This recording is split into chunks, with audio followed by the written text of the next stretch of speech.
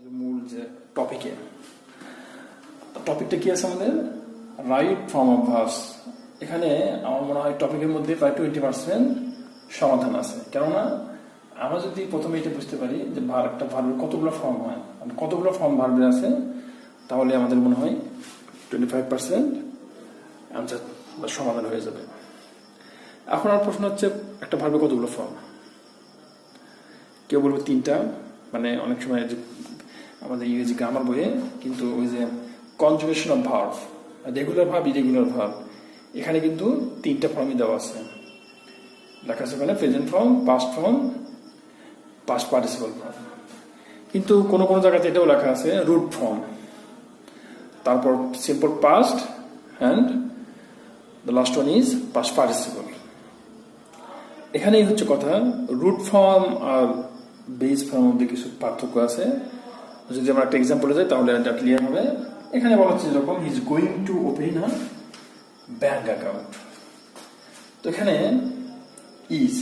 ইজটা কি base form, ইজটা কি present form, কিন্তু এটা কি বেস ফর্ম বলা যাবে? কখনো না, কারণ ইজের বেস হচ্ছে be verb, be normally be. আমরা যদি সেকেন্ড এক্সাম্পলে যাই, এখানে দেখতে পাচ্ছি he goes to school regularly. তো এখন বিষয় হচ্ছে, যদি আমরা এখানে খেয়াল করি এই গোজটা কিন্তু প্রেজেন্ট, কিন্তু এটা কি বেস বলা যাবে?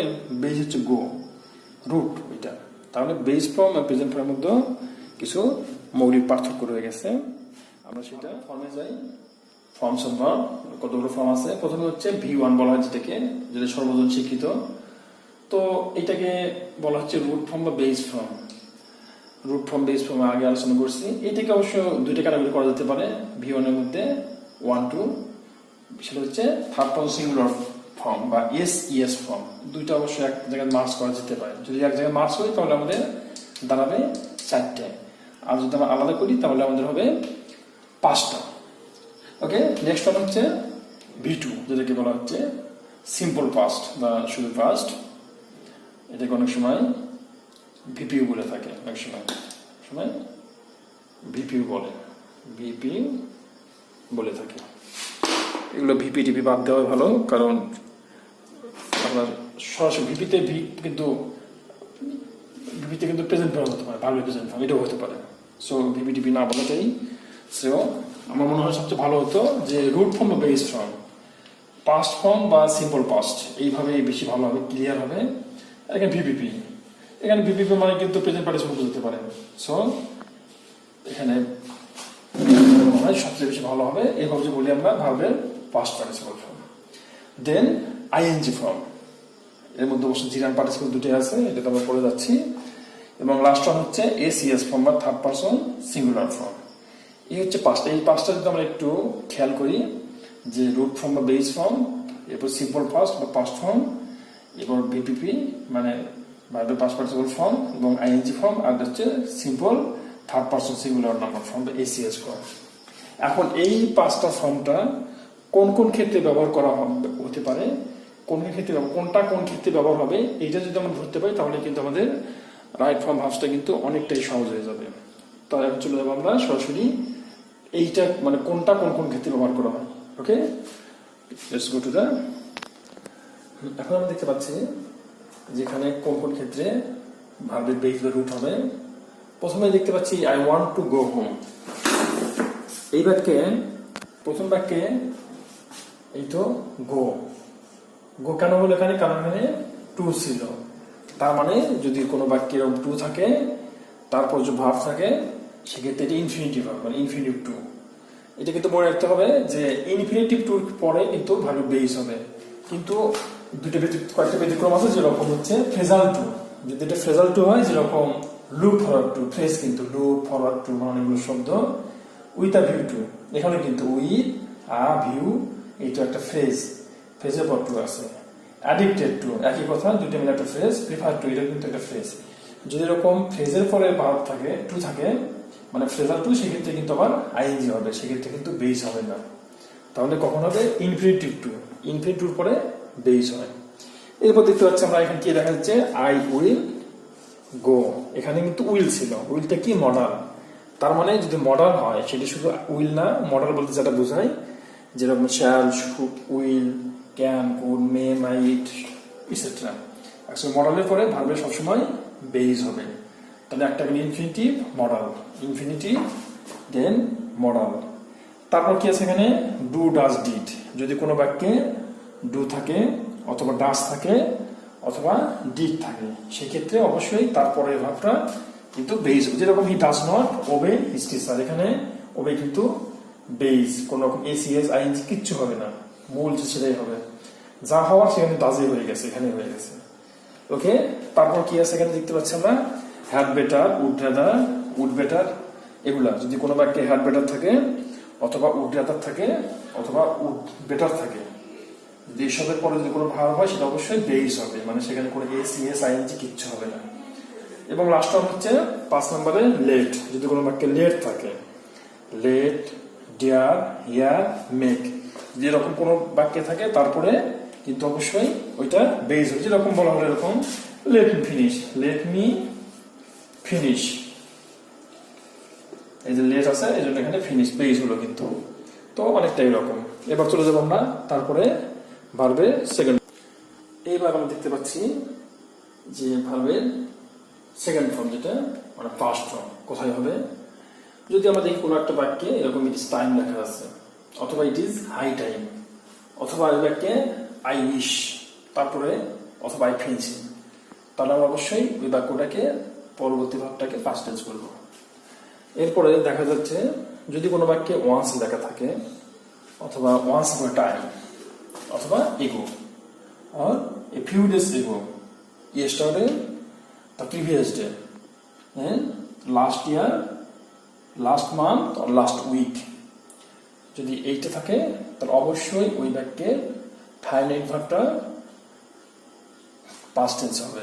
যেরকম এখানে চাই স হিম 2 minutes ago, এখানে কি আছে আমার, এগো আছে, এখানে আছে আমার এগো, আর এগো থাকার জন্য এখানে কিন্তু পাস্ট টেন্স হয়ে গেছে। Okay, let's go to the third. এইবার আমরা দেখব ভার্বের থার্ড ফর্ম আর কি, ভি3 বা ভিপিপি, পাস্ট পার্টিসিপল ফর্ম বা ভার্বের past participle form, sorry past participle form. Past participle form কখন হবে, পাস্ট পার্টিসিপল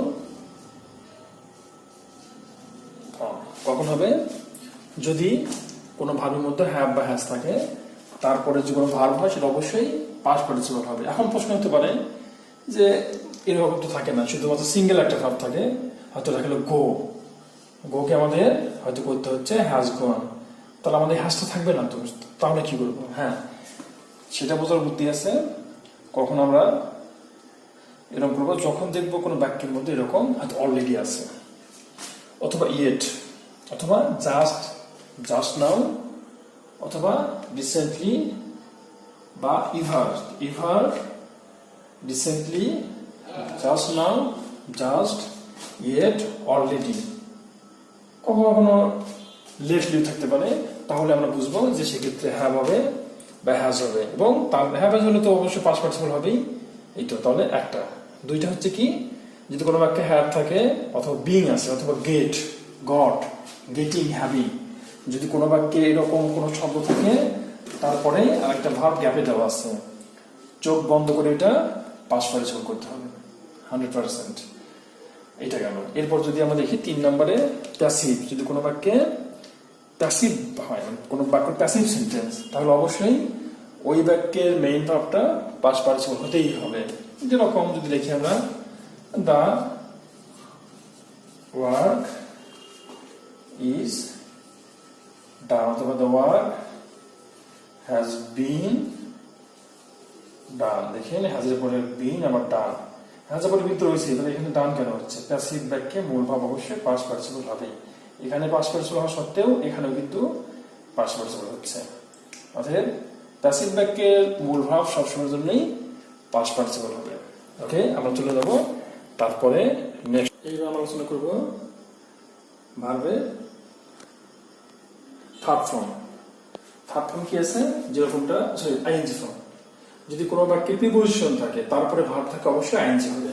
তবে মনে রাখতে হবে এক্ষেত্রে টুর পরে হবে না, মানে ইনফিনিটিভ টু হলে হবে না, কিন্তু অন্য টু হলে কিন্তু হবে, যেরকম ফ্রেজাল টু।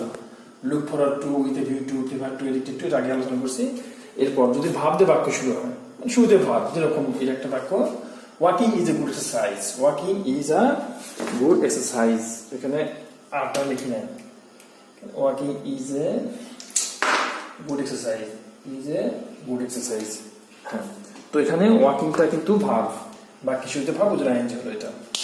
সিম্পল বাক্যে দুটি ভাব, একটা ছোট বাক্য দুইটা ভাব, যেরকম বলা হলো আই স হিম গোয়িং, স হচ্ছে একটা ভাব, আবার গো একটা ভাবের জন্য গোয়িংটা কিন্তু আইনজি হয়ে যাবে। এরপর উডু মাইন্ড, যে কোনো বাক্য উডু মাইন্ড দিয়ে শুরু হয় তাহলে অবশ্যই বাক্যটা ইয়ে হবে, পরে আইনজি হবে সবসময় জন্য।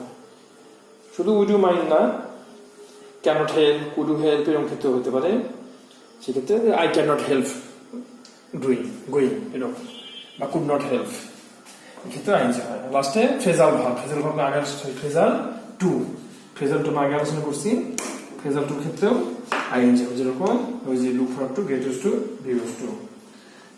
তো আমার তো মনে হয় আলোচনা শেষ এখানে, শুধু বাকি রইল এখন এস ইয়েস, মানে যদি আমরা জানি third person singular number, third person singular number কোনটা, আমি, আমরা, এটা ফার্স্ট পারসন, তুমি, তোমরা সেকেন্ড পারসন, এছাড়া বাদ বাকি সবকিছুই থার্ড পারসন, থার্ড পারসন সবকিছু সিঙ্গুলার। তবু একটা হলে সিঙ্গুলার, একটা যদি হলে প্লুরাল। তো যদি এরকম সিঙ্গুলার হয়, একটা হয়, যেরকম হি, শি, এই ক্ষেত্রে বা কোনো নাম দিলাম, অতীন, যতীন, রহিম ইটসেট্রা, তাহলে ওটা থার্ড পারসন সিঙ্গুলার, বা ইটও কিন্তু থার্ড পারসন সিঙ্গুলার, সেক্ষেত্রে এরপরে ভার্বের সাথে সবসময়ের জন্য আইএনজি হবে, সরি এস বা ইএস হবে। তো এখানে